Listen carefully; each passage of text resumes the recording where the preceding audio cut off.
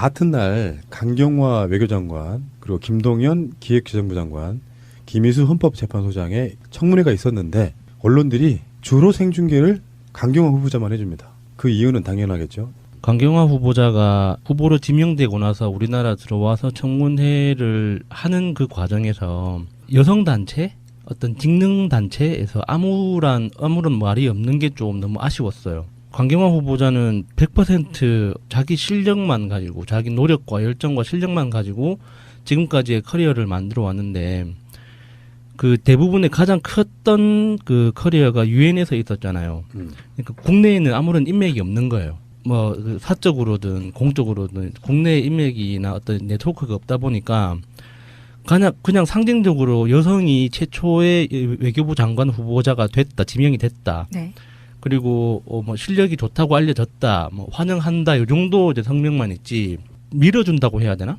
의혹에 대한 뭐 적극적인 지지라든가. 적극적인 지지라든지 어떤 방어 역할을 해주는 곳이 단 한 군데도 없는 거예요. 그렇네요. 언론도 여성 단체도 어떤 비영리 단체든 어디서도 그렇게 역할을 해주는 데가 없으니까 이게 도대체 우리나라가 인맥 없으면은 정말 살 수 없는 나라인가라는 생각이 드는 거예요. 좀 너무 아쉬웠어요. 이 정말 훌륭한 사람인데 놓쳐서는 안 되는 인재지 않습니까? 그러면은 나랑 어떤 인간적인 그 연이 없더라도 이렇게 뭔가 좀 조직하고 할 필요가 있지 않았나. 그래서 시민 2만 명이 외교부 장관 후보자 인준 촉구 서명을 했습니다. 제안은 김창록 경북대 법학전문대학원 교수님이 하셔가지고 온라인 청원을 돌렸는데 저도 이걸 받고 그 유통을 좀 시켰는데요. 처음에는 이걸 누가 할까? 왜냐면 여성단체도 아니고 그런 돌렸는데 그래도 정말 짧은 기간 안에 2만 명이 서명해 주셨습니다. 강경화 후보자가 그 유엔에서 보통 이제 인권 중심, 인권을 위해서 이렇게 많이 일을 하셨잖아요. 맞습니다. 그런 식으로 보면은 어떤 소수자 문제라든지 그 여성단체들이 어떤 여성 그 평등권 문제에 대해서 이렇게 많이 활동을 하시는데 그거를 위해서라도 이렇게 강경화 후보를 좀 더 적극적으로 지지를 표명하고 좀 도와주는 활동을 하는 게 좋지 않을까 싶은데 너무 다들 조용히 있으니까 보는 제가 속상하더라고요. 그렇네요. 근데 그건 저도 굉장히 제가 한국에는 지연이든 학연이든 아무것도 없잖아요. 그래서 무슨 큰 프로젝트가 있든지 할 때는 그 기업 단위에서 일을 할 때는 커리어가 있으니까 진행이 굉장히 잘 됐었어요. 근데 이쪽도 역시나 학연 지연이 굉장히 그냥 사회적인 분위기잖아요. 대한민국에. 그래서 무엇을 하려고 해도 알게 모르게 가끔은 넌 누구니, 널 어떻게 검증을 하니라는 질문을 많이 받고 폐쇄적이지 않은 것 같이 보여야 되는 단체들이잖아요. 네. 그러니까 시민단체들이.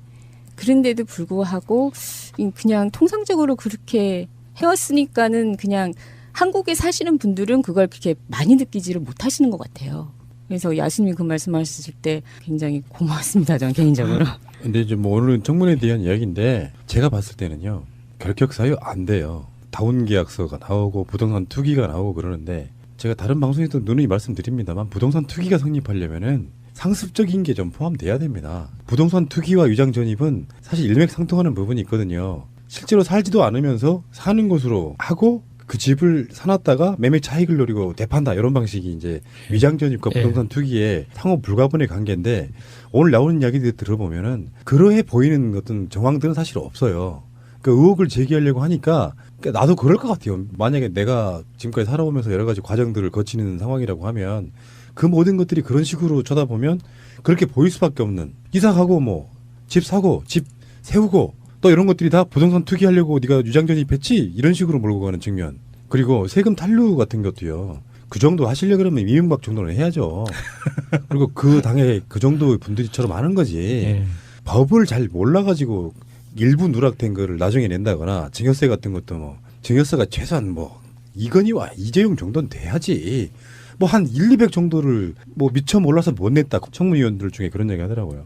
외교를 담당해야 되는 굉장히 막중한 자리에 있는 분이 이런 식의 것들을 하면 후보로서는 부적격합니다.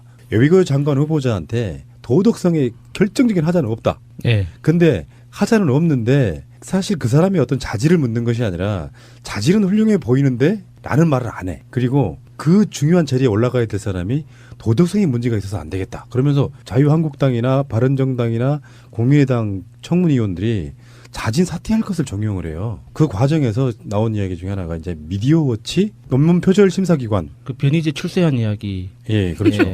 이주영 전 해수부 장관이자 자유한국당 의원이 묻기를 이제 표절이 된 얘기가 나오는데요. 미디어워치라는 표절 심사기관에서 거기에 의하면 해가지고 이제 뭐 몇 단어의 중복 이런 걸 이야기를 합니다. 변희재가 만든 극우 보수 매체라고 생각하시면 돼요. 코딱지만한. 예.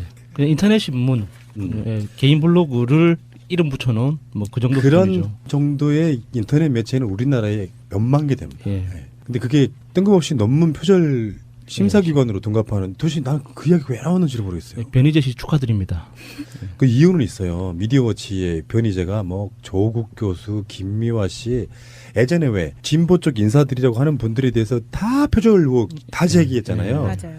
그 제기했던 바로 그것을 너무나 많이 하다 보니까 걔네들 업무가 마치 아, 표절 심사. 네, 하는 것처럼 돼버린 거죠. 그 표현은 굉장히 좀 디테일하게 했더라고요. 네. 이게 사실인지는 모르지만 뭐 단어 35개가 인용 부호 없이 뭐 다른 데서 이렇게 가져왔다 그랬는데 강경화 후보자의 해명을 들어보면 그 35개 단어라는 것이 한 문장으로 통으로 이렇게 인용된 게 아니라 어쩔 수 없이 이렇게 우리가 문장이라는 게 여기저기 그 중복될 수밖에 없지 않습니까? 네. 기계적으로는. 논문 안에서 여기저기 퍼져 있는 걸 35개를 찾아서 모았나 봐요. 그건 좀 말이 안 되지 않아요? 그건 표절이라고 할 수 없지 않아요? 그러니까 그거는 그 정말 논문을 읽어본 사람이 아니고서는 확인하기 힘들지 않을까 싶은데. 의도를 트집 잡는 걸로 가지고 만들었다고밖에 볼 수 없는 예. 거죠. 뭐 김혜수 씨도 그렇고 뭐 이제 뭐 석사 논문 같은 거 어떤 식이냐 그러면 표절에 대한 그 기준이 강화되긴 했죠.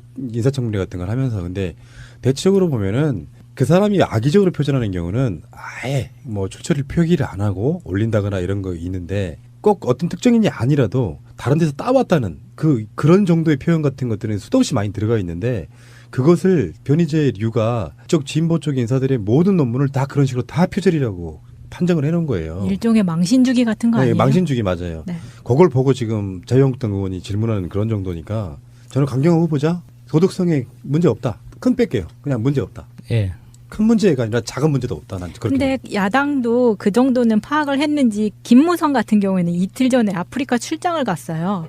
그러니까 30년 전에 자료까지 다 요청을 한 사람이 김무성인데 정작 본인은 출장 가버리고 없고 그런 게 마치 그냥 노룩 패스를 그냥 네. 해버렸네. 그냥 뭐 어차피 강경화가 될 거니까 이렇게 네. 생각하고 간 게 아닌가. 자, 그러면은 트위터에 올라온 여러 가지 의견들을 한번 보겠습니다. 달달한 커피님이 그 강경화 후보자 그 많던 의혹은 어디로 갔나요? 딸 위장 전입만 사정을 잘 알지 못한 남편 실수로 친척 집으로 알려진 것 외에 후보자나 가족의 불법이나 도덕적 흥결은 깨끗하게 해소되는 분위기. 기레기들 때문에 긴장했네. 허탈하네. 점점점 이렇게 하셨어요. 언론 기사들의 그 논조를 보면 사실인 것처럼 어떤 사실만 전한다는 어떤 분위기를 해놓고 의혹을 제기한 쪽의 이야기만 기계적으로 이렇게 잘 그렇죠. 엮어놓은 네, 게 맞습니다. 너무 많더라고요. 모르고 보는 사람은 그게 이런 사실이 있구나라고 이렇게 느낄 수밖에 없는 이런 것들이 많아서 이 기레기라고 분명하신 게 무슨 말씀인지는 충분히 알 것 같아요. 예. 같은 맥락으로 인이하고 싶은 거 다해님의 트윗입니다. 미디어워치가 논문 표절 심사 기관? 이거 허위사실 유포 아닙니까? 그렇죠. 라고 올려주셨습니다. 언제부터 미디어워치가 첫째 언론, 그러니까 권위 있는 첫째 언론사이며 그리고 이런 그 논문 표절 심사 기관이라는 것으로 활동을 했는지 그리고 이것을 헌법기관인 국회의원이 이걸 증명이란답시고 한다는 것 자체가 정말 허위사실 유포를 예. 공식적으로 한 거잖아요. 청문회에서 강경화 후보자가 예쁘게 생긴 배지를 하나 달고 하거든요. 그래서 물어봐요. 청문위원이 뭐냐고. 거기에 관련한 트윗이네요. 미디어 몽구님의 트윗. 일본군 위안부 피해자 할머니께서 선물한 배지 달고 청문회에 임하는 강경화 외교부 장관 후보자. 잘 이겨내기를 응원합니다 하셨고요. 다음에 이석현 전 국회 부의장님. 힐러리 강경화 후보와 장녀가 건보료 안 내고 부당 혜택 받다는 야당 주장을 KBS, JTBC 등이 보도해서 강 후보자가 위법인지 몰랐다며 사과했는데 위법이 아니군요.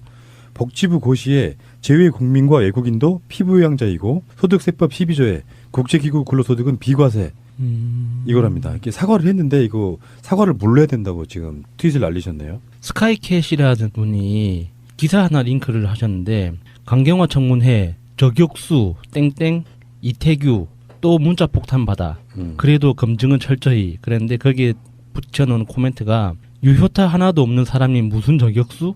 그리고 문자 폭탄 아니고 국민들의 항의 이렇게 하셨는데 이 언론들이 그 자꾸 이렇게 문자 폭탄이라는 말을 너무 고의적으로 쓰는 것 같아서 정말 꼴보기 싫어요. 분명히 문제가 있는 거거든요.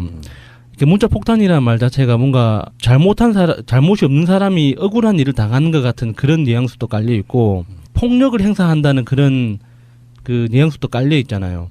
그래서 이 문자 행동, 문자 참여를 하시는 그 유권자들이 뭔가 잘못하고 있고 해서는 안 되는 일을 하는 것처럼 이렇게 분위기를 깔아가는데 그 기레기 말 들을만 합니다, 진짜.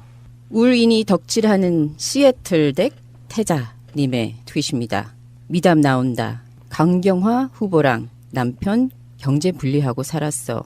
친정 부모님 부양 편하게 해주려고 이라고 올려주셨습니다. 이것도 반전이네요. 덮쳐본 효도르님. 자유당 강경화 당신 탈세 탈루 다운계약서 강경화 응 재건축이야 the end 한 뼘에 종료됨 뻘쭘하겠다 이렇게 올려주셨고요. 엄지와 지원이님의 트윗입니다. 홍문종 억울하시죠? 강경화 안 억울해요. 크크 라고 올려주셨습니다. 그리고 그 청문위원들을 향해서 여리박빙 5년간 어용시민이라는 분이 강경화 후보자 인사청문회 자유한국당 청문위원들 범죄 또는 의혹 스펙은 블록버스터급이죠.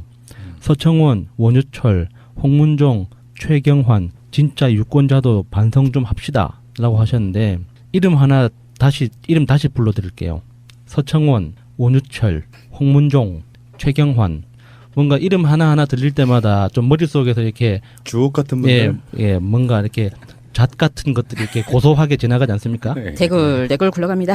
예, 주윤바늘님의 트윗은 이겁니다. 강경화 봉천동 연립주택이 세 채라고 해서 전부 본인 소유인 줄 알았는데 연립 세 가구가 즉 소유자 3명이 낡은 연립주택을 재건축한 거임. 강경화는 어머니가 살던 집을 재건축한다길래 명의만 빌려준 거고 전혀 문제 없음. 기레기들 되졌으면 좋겠다 이렇게 올려주셨고요. 요순호탕님의 트윗입니다. 2017년 6월 7일 노무현 때 친일파 재산환수법을 100% 반대한 한나라당 대 위안부 문제를 유엔을 통해 세계에 알리고 일본 사과를 받아낼 강경화의 한일전. 내일은 청문회가 아니다. 70여 년 전 그들과 우리 싸움의 연장일 뿐. 강경화 청문회 도중 꾸벅꾸벅 존 홍문종 자유한국당 의원 해가지고요. 그 기사에 당명을 바꾸자. 앉으면 잠원당. 밤에 안 잔당 이런 거. 강경화 후보자에 대해서는요. 보통 사람도 일반적으로 있을 수 있는 정도를 다 의혹으로 만들어가지고 굉장히 나쁜 사람 이미지 만들기는 성공했다고 저는 보고요.